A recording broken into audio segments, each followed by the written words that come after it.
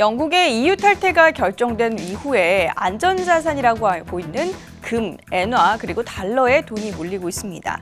자, 금 1g이 지금 3년 만에 5만 원 선을 넘어선 상황이고요. 엔화 같은 경우는 거래소에 가더라도 직접 구매를 할 수 없는 그런 지경에 이르렀다고 합니다. 자, 금 가격의 인상은 이해되지만 사실 엔화의 급등은 잘 이해가 되지 않는데요. 그래서 오늘은 브렉시트로 인한 환율의 변화를 한번 살펴볼까 합니다.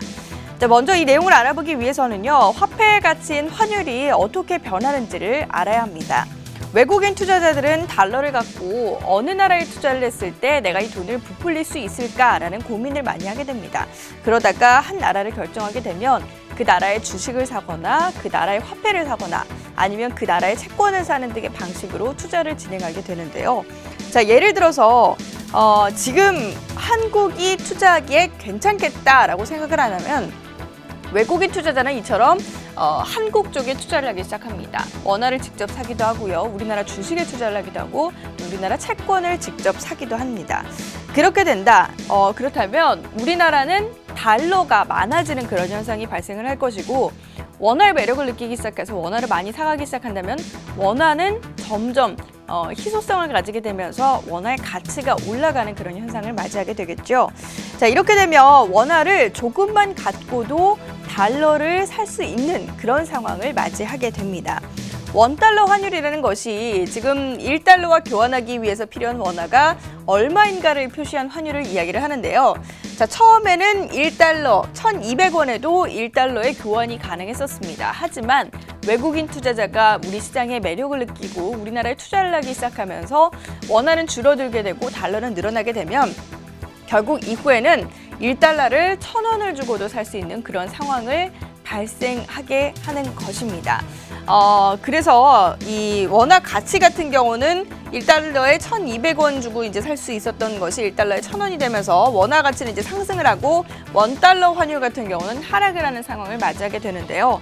현재 이 반대로 이제 외국인의 투자자가 우리나라가 별로라고 생각을 해서 다시 달러를 빼가면 원화 가치 같은 경우는 떨어지고 원달러 환율은 늘어나게 되는, 증가하게 되는 그런 상황을 맞이할 수 있게 되는 것입니다. 브렉시트로 인해서 외국인 투자자가 우리나라의 별다른 매력을 느끼지 못하면서 현재 우리나라 그 원화 가치 같은 경우는 급락을 나타내고 있는 것이고요. 반대로 엔화 같은 경우는 매력을 느끼면서 엔화 가치가 급등하고 있는 모습이 현재 시장에서 연출이 되는 것입니다. 자, 그렇다면 왜 외국인 투자자는 이 엔화와 관련해서 매력을 느끼는 것일까요? 세계 경제 위험성이 커지자 지금 파운드나 유로에 비해서 안전자산으로 꼽히는 엔화에 상당한 돈이 몰리고 있습니다.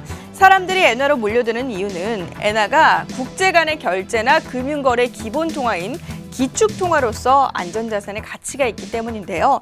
자, 기축통화라는 것은 국제 간의 결제 그리고 금융거래의 기본이 되는 통화로서 어쨌든 간 어떤 문제가 발생하더라도 매력적인 통화이기 때문에 엔화와 관련해서 이처럼 매력을 느끼는 것으로 보입니다. 또한 투자자들은 안전할 때, 투자를 했을 때 내가 그 돈을 돌려받을 수 있다라는 이런 안전성이 보장이 될 때 사실 투자를 하는 감이 없지 않아 있는데요.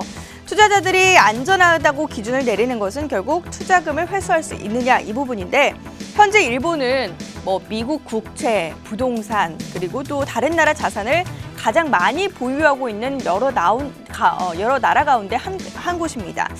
결국 이제 전 세계에서 해외 자본을 굉장히 많이 보유하고 있기 때문에 일본이라는 나라 자체가 망한다고 할지라도 해외에 투자해놓은 그 자본금, 해외에 투자해놓은 부분으로 인해서 일본은 망하지 않을 것이다라는 인식들이 사람에게 짙게 깔려 있는 것이고요. 또 세계적인 경제 강국으로서 일본의 GDP 같은 경우는 현재 세계 3위를 기록을 하고 있습니다. 국가 부채가 GDP 대비해서 230%에 이르긴 하지만 대부분 채권을 국민들이 직접 사서 갖고 있기 때문에 빠져나갈 염려 또한 없는 상황입니다. 현재 일본보다 GDP가 높은 국가, 미국과 중국 이렇게 두 곳뿐이고요. 그렇기 때문에 일본의 경쟁력을 바탕으로 엔화는 현재 세계적인 안전자산으로 꼽히고 있는 것입니다. 자, 어떻습니까? 이제 좀 이해가 되시나요? 사실 경제 상황에 대해서 이론으로 뭐가 이렇기 때문에 이렇습니다라고 정의하는 것은 쉬운 일이 아닙니다. 그리고 그게 모두 다 옳다라고 할 수는 없습니다. 하지만 엔화와 관련해서 엔화 급등과 관련해서는 지금 사실 이러한 인식들 그리고 이러한 부분들이 밑바탕에 깔려 있는 것이니까요. 여러분도 이 내용들을 좀 알아두실 필요가 있겠고요.